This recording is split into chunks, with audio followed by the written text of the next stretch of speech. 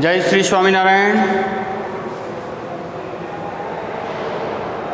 Standard 9 social science, chapter number 3, movement towards new world.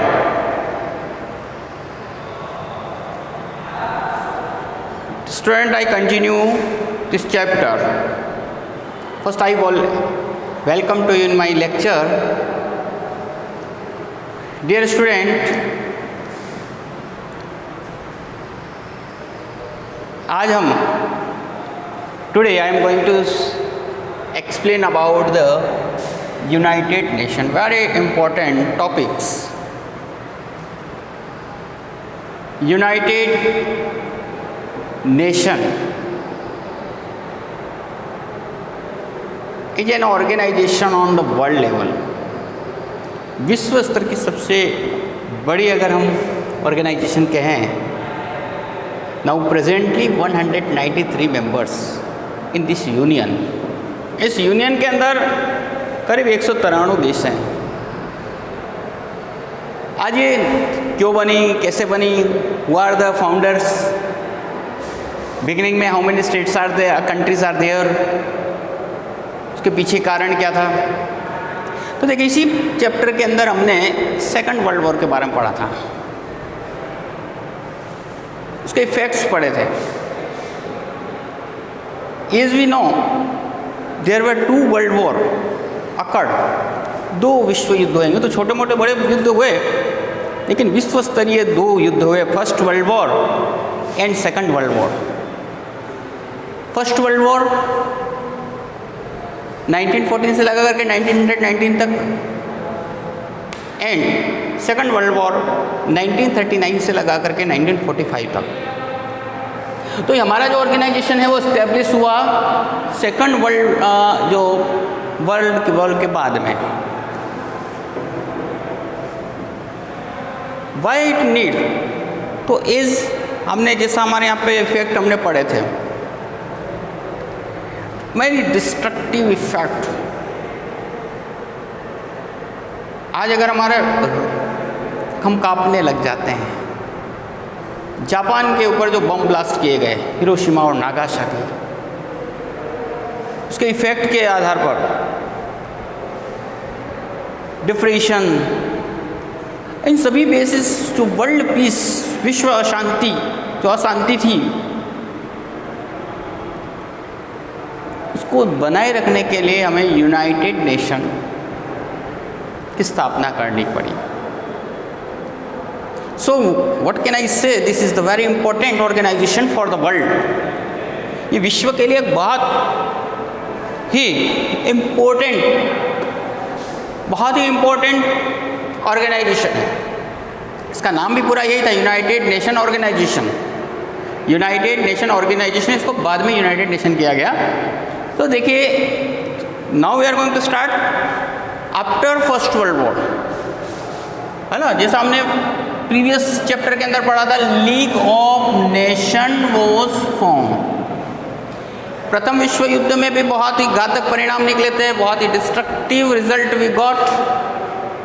So what happen after first world war, first world war के बाद में league of nation was formed.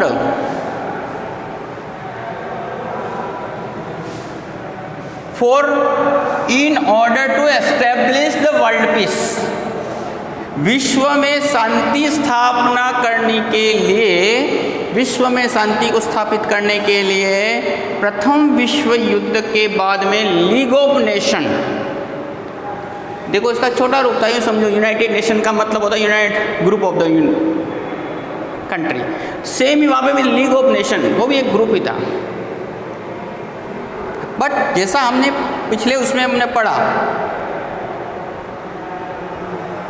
कि कुछ कंट्रियों के अपनी मनमानी की वजह से ये सफल नहीं हो पाया, they could not stop for the second world war. तो इसलिए हम इसको कह सकते हैं फेल हो गया, असफल रहा, है ना। ना। तो देखिए ये जो मेन पर्पस था to establish, in order to establish world peace, ये जो League of nation was established for world peace, but the fact that the World war second occurred, लेकिन क्या हुआ, ये लीग ऑफ नेशन विश्व के अंदर दूसरे विश्व युद्ध को होने से बचा नहीं सका। मिंट क्या हुआ, इसका मतलब क्या हुआ, league of nation was failed, इसका मतलब ये वो सफल असफल होना, जो फेल हो गया। और there was a Second world War 1939 से स्टार्ट हुआ था 1945 तक का। व्हाट है ना, जैसे आपने देखा था, व्हाट है रिजल्ट, उसका परिणाम क्या निकला था। There was everywhere there is a fear, डर का माहौल, वेरी डिस्ट्रक्टिव, चाहे इधर इकोनॉमिक बेस से हो या अदर वे से। So at the end of second world war, ये फर्स्ट वर्ल्ड वॉर की बात थी, ध्यान रखना। अब now at of the second world war, on 24 October 1945 को the United Nation was established with the purpose of peace, security and coexistence in the world. पहले ये देखो, बात अच्छी तरह से समझ लो, यूनाइटेड नेशन को इस्टेब्लिश कब किया, क्यों किया, क्या कारण था। तो ध्यान दें कि द सेकंड वर्ल्ड वॉर के पश्चात 24 अक्टूबर 1945 को United Nation was established. Purpose क्या था, व्हाट आर द पर्पस, तो उस समय के जो मेजर पर्पस थे, पीस, वर्ल्ड पीस, विश्व में शांति स्थापित करना, सिक्योरिटी, सुरक्षा, को एग्जिस्टेंस, एक दूसरे से मिलकर के काम करने की बात। इट्स हेडक्वार्टर, जो इसका हेडक्वार्टर वॉज टू बी न्यूयॉर्क, और उसका जो हेडक्वार्टर रखा गया वो न्यूयॉर्क में रखा गया। तो इस तरह से आपने पहले तो इसका इंट्रोडक्शन देखा कि किस तरीके से, कब, है ना, when was established, where is its headquarter.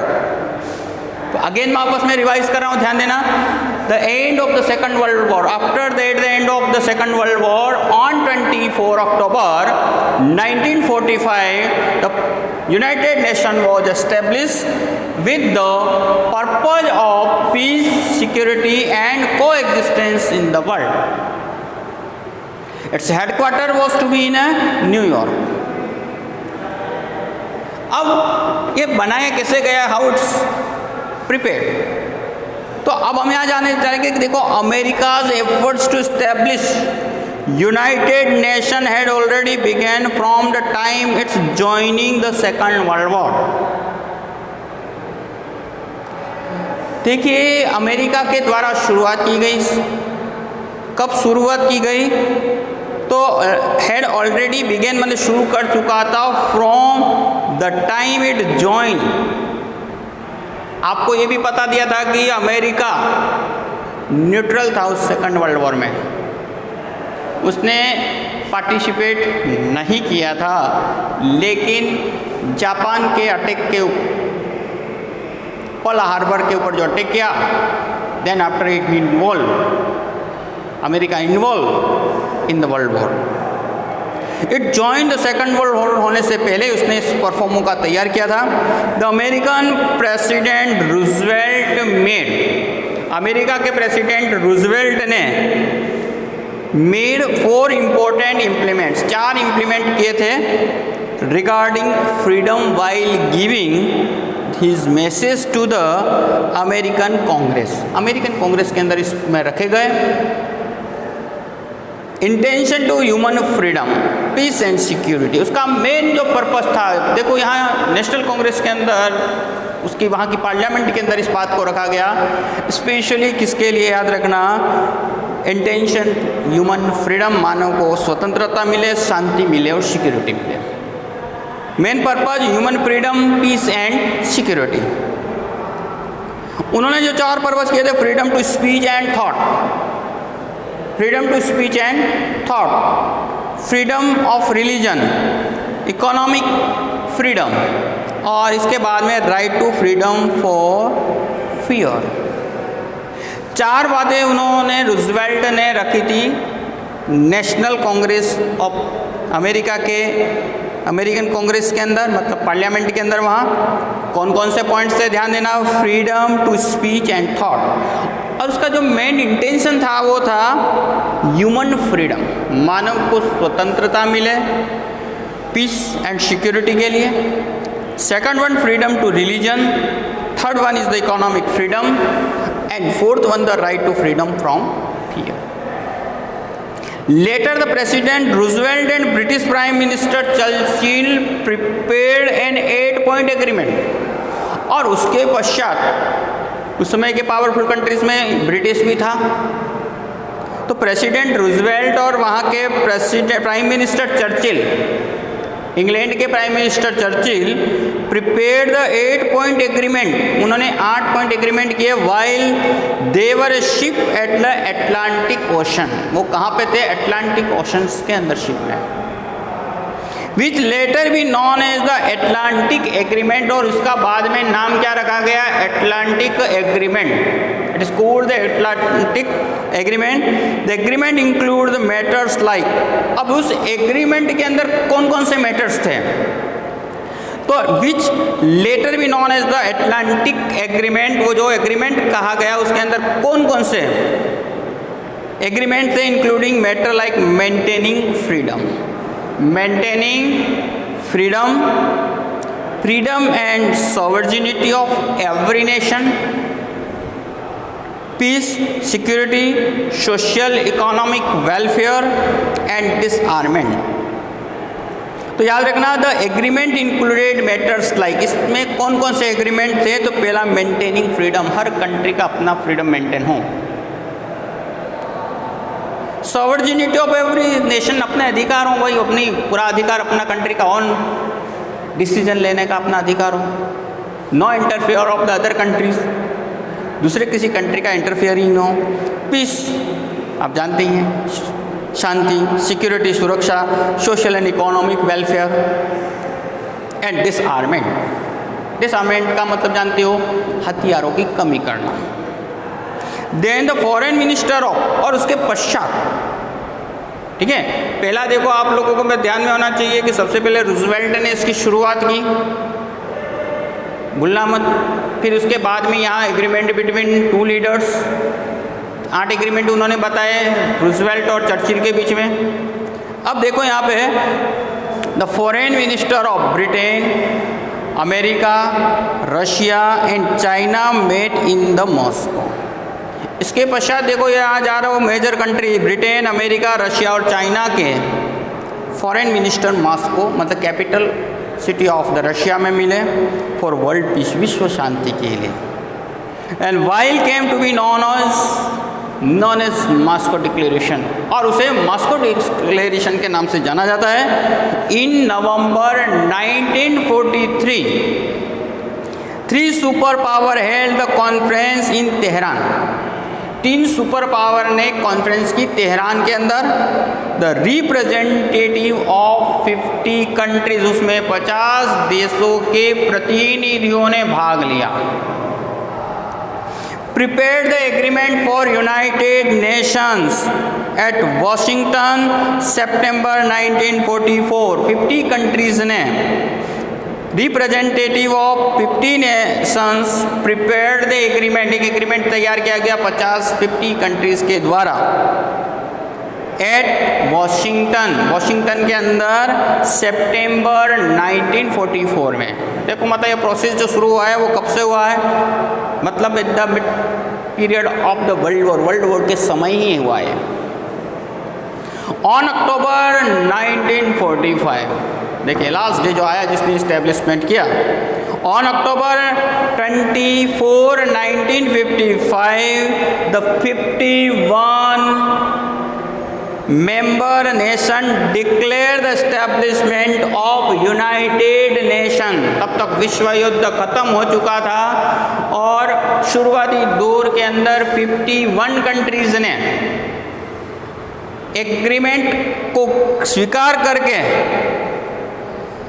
Declare किया to establishment of United Nation. United Nation को एस्टैब्लिश करने का डिक्लेरेशन किया।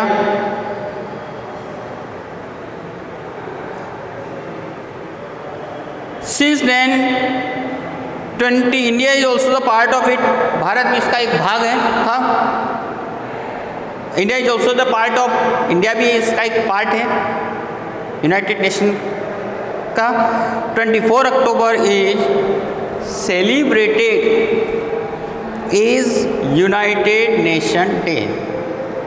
24 October is decided to celebrate as a United Nation Day in all over world, and presently there are 193 countries। तो देखिए यहाँ present time में 193 countries हैं। तो अभी जो हमने यूनाइटेड नेशन के बारे में पढ़ा बराबर वापस से ध्यान से सुन लेना very shortly again. First world war में league of nation was established but it was failed. Its result second world war. Second world war के दरमियान ही अमेरिकन प्रेसिडेंट चर्चिल के द्वारा अमेरिकन कांग्रेस के अंदर कुछ पार्ट रखे गए ह्यूमन फ्रीडम के लिए। फिर there was agreement between Churchill and Roosevelt और चर्चिल के बीच में बातचीत हुई अटलांटिक सी के अंदर ओशन।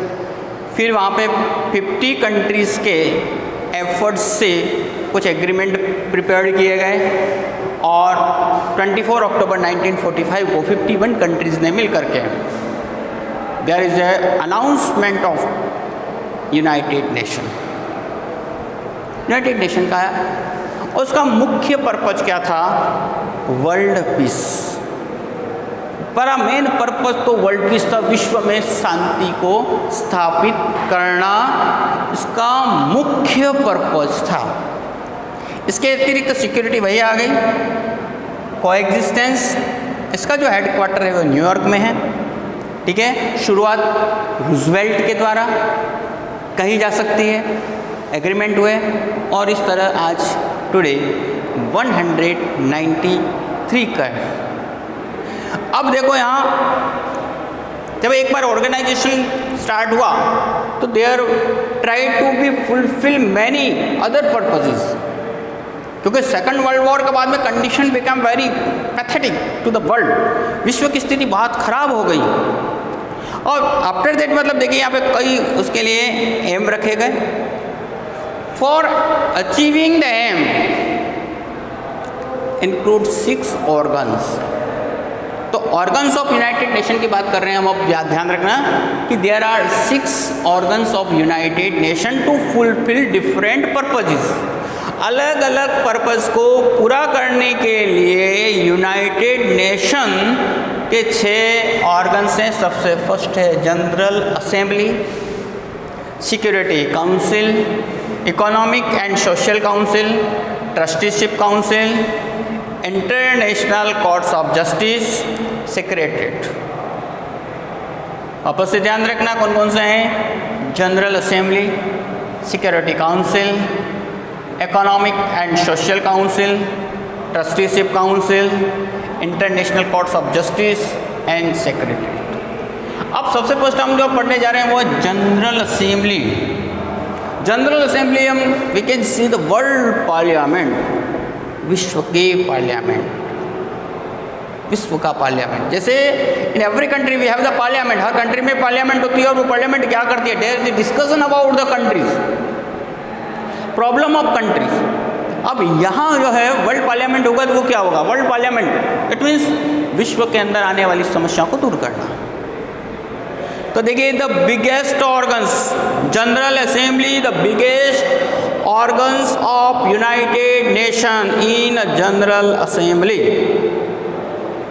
तो याद रखना बिगेस्ट ऑर्गन है यूनाइटेड नेशन का, general assembly is the biggest organ of United Nation. United Nation का सबसे बड़ा ऑर्गन है वो है general assembly.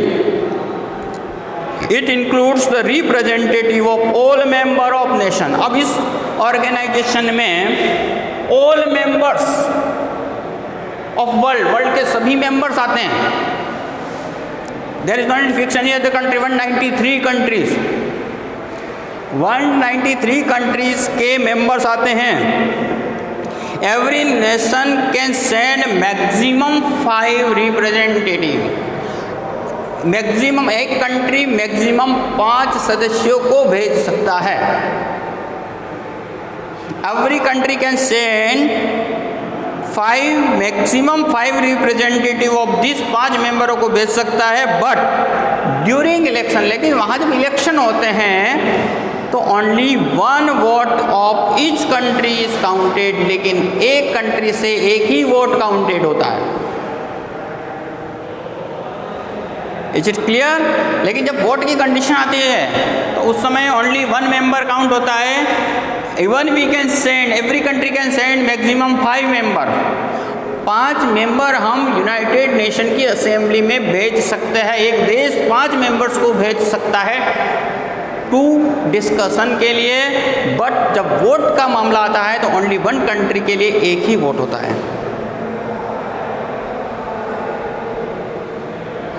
It can discuss, अब वहाँ क्या होता है उस असेंबली के अंदर? It can discuss, advise, suggest और recommend of any matter related to international relationship. अब उसके अंदर जो काम होते हैं उसमें क्या इट कैन डिस्कस, उसके अंदर डिस्कस की जाती है advise, suggest to, recommend on any matter related to international peace. विश्व शांति के लिए, विश्व में शांति स्थापित करने के लिए उससे संबंधित मैटर के बारे में बातचीत की जाती है, डिस्कशन की जा सकती, कोई सजेशन है उसे रखा जाता है। It expect the budget presented by secretary general. Secretary general के द्वारा एक्सपेक्ट किया जाता है बजट को। Every year and allocates the expenses, जो खर्च हुए उसके बारे में एलोकेट जानकारियाँ दी जाती है बराबर। It attempt to find solution to economic problem of nation.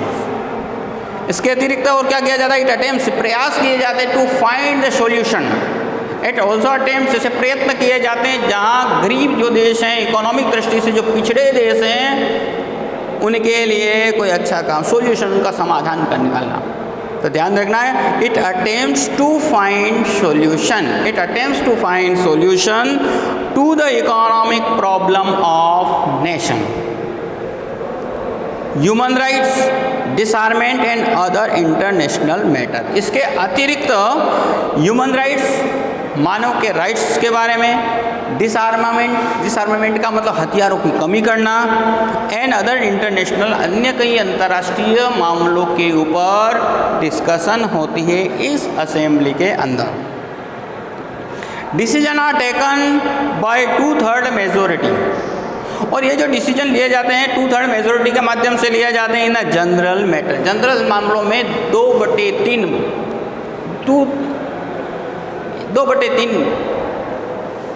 Max, मतलब एक मेजोरिटी के साथ मतलब कोई भी डिसीजंस लिए जाते हैं। तो इस तरीके से आपने देखा जनरल असेंबली का वर्क को वापस से ध्यान में होना चाहिए। वर्ल्ड पार्लियामेंट, और वर्ल्ड पार्लियामेंट के ऊपर किसके ऊपर डिस्कशन की जाती है? प्रॉब्लम्स ऑफ द नेशंस, चाहे इकोनॉमिक प्रॉब्लम्स हो, सोशल हो, ह्यूमन राइट्स हो, वर्ल्ड पीस हो, डेवलपमेंट हो, है ना। There is also give the guideline and suggestions to the country. World security से रिलेटेड बात होती है, ये सभी वहाँ डिस्कशन होती है। अब now second one is the security council. Security council the another next जो हमारा है ऑर्गन है वो security council. It is a very also important part. This is the most important organs ये सबसे इंपॉर्टेंट ऑर्गन्स है। वो बिगेस्ट ऑर्गन्स था, ये सबसे इंपॉर्टेंट ऑर्गन्स है, क्योंकि मेन पर्पस वॉज, क्या पर्पस था इस यूनाइटेड नेशन का? वर्ल्ड पीस, विश्व शांति। तो देखिए, this was the most important organs of the United Nation. There are 5 permanent members and 10 non permanent members. देखो टोटल देयर आर है, इसमें कितने मेंबर है? 15 members. Total 15 members are there. इसमें से 5 परमानेंट मेंबर्स हैं और 10 not permanent. In every 2 years change there. अब परमानेंट मेंबर्स में America, Russia, England, France and China, ये परमानेंट मेंबर्स है। These are the permanent member. Others में एवरी 2 years में चेंज होते रहते हैं। तो देखिए, there are 5 permanent members in this, America, Britain, France, Russia and China. Other 10 countries are not permanent member. They are elected for term of 2 years। उनको 2 साल के लिए, 2 years के टर्म के लिए उनको सेलेक्ट किया जाता है by general assembly, general assembly के द्वारा।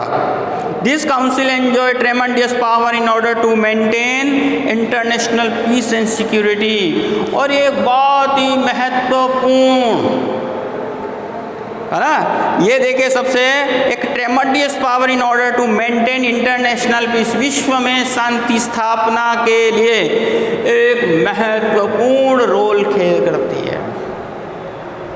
It shows the problem and dispute of the nation for peacefully through the negotiation and mediation। सबसे बड़ा इसका काम क्या होता है? It solve the problems of dispute। कोई अगर खतरे झगड़े हैं, उसे डिस्प्यूट को सोल्व करना। When any one permanent does not want to support of some important international matter। एक अब इसके अंदर एक वर्ड आता है veto power. What is the veto power? है ना, मान लो यहाँ सिक्योरिटी काउंसिल्स के द्वारा एनी डिसीजंस, वर्ल्ड लेवल के कोई डिसीजंस लिए गए, सिक्योरिटी से रिलेटेड कोई भी डिसीजंस लिए गए वर्ल्ड लेवल के, इफ एनी 5 मेंबर्स में इफ एनी 1 मेंबर, अगर ये 5 जो मेंबर हैं, America, Russia, England, France and China, if any 1 country, यदि एक कंट्री भी उसे मना कर देती है तो वो पास नहीं होता है। When any one permanent member does not vote in support of some international matter, किसी मामले में वो सपोर्ट नहीं करता या उस पर वोट नहीं करता है, it can not take the decision on that। उसके ऊपर कोई डिसीजन, उस मैटर के ऊपर कोई डिसीजन नहीं लिया जाता है। This power of 5 permanent member is called veto। इस पावर को हम लोग वीटो बोलते हैं, ध्यान देना, या right to deny. Russia has use this veto power maximum number of times. और इस वीटो पावर का सबसे ज़्यादा यूज़ किया है अमेरिका, रशिया ने 122 टाइम्स। जब हमारी प्रिंटेड है 2006 के अकॉर्डिंग, याद रखना ये जो है वो 2006 तक, टिल 2006 तक की बात कर रहे हैं हम लोग। रशिया ने कितना? 122 times, France 18 times, Britain 32 times and America 52 times. इस तरीके से कोई सिक्योरिटी काउंसिल्स है जो, याद रखना वीटो पावर क्या होता है। तो वापस से एक बार ध्यान रखना, वीटो पावर इज व्हाट? अगर if the any matter is discussion, और उस मैटर के ऊपर क्या होता है? वोटिंग होती है ना। अब वो वोटिंग में इफ एनी परमानेंट मेंबर, यदि कोई एक परमानेंट मेंबर इसके ऊपर वोट नहीं करता है, चाहे वो 10 के 10 मेंबर पूरे के पूरे, ये जो नॉन परमानेंट मेंबर हैं 10 प्लस मान लो 4 कंट्रीज इसमें एग्रीड हो जाते हैं परमानेंट, मान लो एक कंट्री भी इस पे एग्रीमेंट नहीं है, तो इन दैट केस वो मैटर के ऊपर कोई ओपिनियन नहीं दी जाती है। That can not pass, not take any decision, उसके ऊपर कोई डिसीजन नहीं है। That is called veto power. ठीक है, उसे हम वीटो पावर बोलते हैं, याद रखना वीटो, या फिर इसको राइट टू डिनाई शब्द है, ठीक है। देखो यहाँ ये जो नेशन है, सिक्योरिटी काउंसिल है, there are 15 members, their main purpose, उनका मुख्य पर्पस क्या होता है, जो डिस्प्यूट्स होते हैं वर्ल्ड के अंदर उसको निगोशिएशन के माध्यम से या मेडिएटर के माध्यम से उसे सोल्व करना। Is it clear? But when any one permanent member, यदि एक मेंबर हो या दो मेंबर हो, एक भी मेंबर भी क्यों ना हो, does not vote in support of the that matter, उस सपोर्ट मैटर पे सपोर्ट नहीं करता है, तो ऐसी कंडीशंस के अंदर वो डिसीजन नहीं लिया जाता है। जैसे हमारे कई बार हमारा यहाँ एक आतंकी मसूद के लिए इंटरनेशनल टेररिस्ट डिक्लेयर करने के लिए चाइना ने अपोज किया था, 4 कंट्री ने फेवर में दिया था, इवन आफ्टर कई बार अभी बाद में जाकर इनको डिक्लेयर किया, लेकिन China did not support to declare the international terrorist, तो वो मैटर वहीं पे धरा रह गया। बिगिनिंग में हमारा जो इश्यूज कश्मीर का था उस पर अमेरिका ने हमको सपोर्ट नहीं किया था, तो ये मैटर तो उस समय भी हमारे लिए बेकार रह गया था। तो इस तरीके से देयर आर 15 मेंबर्स हैं, veto power specially given to the 5 countries, highest level में किसने दिया है, तो अभी तक वीटो पावर का यूज़ करने वाला 2006 के अकॉर्डिंग टिल, अभी 2020 में तो काफ़ी बढ़ गए होंगे, कि 122 टाइम्स रशिया ने, अमेरिका ने 52 टाइम्स, ब्रिटेन 32 टाइम्स, फ्रांस से 18 टाइम, चाइना ने 4 टाइम, ठीक है, चाइना ने 4 टाइम। तो इस तरीके से आज हमने यहाँ जो पढ़ा है, जो स्टडी की, वो यूनाइटेड नेशन, उसके एस्टेब्लिशमेंट के बारे में, उसके पर्पस के बारे में, हाउ इट्स क्रिएट, कैसे क्रिएट हुआ ये, उसको कैसे इस्टेब्लिश किया।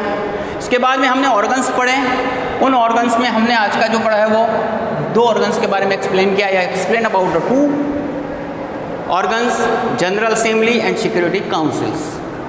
In our next lecture we will discuss about economic, trusteeship councils, international and secreted other जितने भी हमारे organs हैं, and next जो topics, ओके। तो टिल आज तक के लिए आप अपना होमवर्क में जहाँ तक पढ़ा है यूनाइटेड नेशंस के बारे में लिखेंगे, इट्स पर्पज के बारे में लिखेंगे, then write about the organs, short note about the both the organs, दोनों ऑर्गन्स के शॉर्ट नोट लिखेंगे। जय श्री स्वामी नारायण।